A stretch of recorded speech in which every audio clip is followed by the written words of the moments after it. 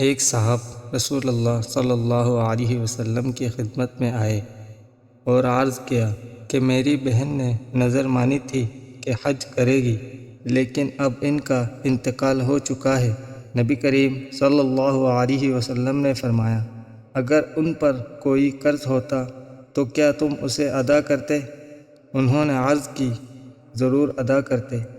نبی کریم صلی اللہ علیہ وسلم نے فرمایا کہ پھر اللہ کا قرض بھی ادا کرو، کیونکہ وہ اس کا زیادہ مستحق ہے کہ اس کا قرض پورا ادا کیا جائے۔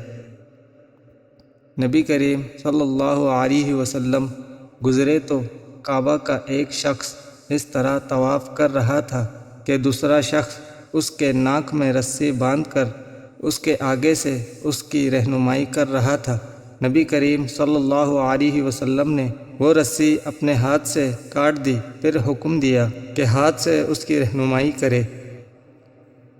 رسول اللہ صلی اللہ علیہ وسلم نے فرمایا کہ کوئی بچہ ایسا نہیں جو فطرت پر نہ پیدا ہوتا ہو، لیکن اس کے والدین اسے یہودی یا نصرانی بنا دیتے ہیں، جیسا کہ تمہارے جانوروں کے بچے پیدا ہوتے ہیں لیکن ان میں کوئی کان کٹا پیدا ہوتا ہے، وہ تو تم ہی اس کا کان کاٹ دیتے ہو۔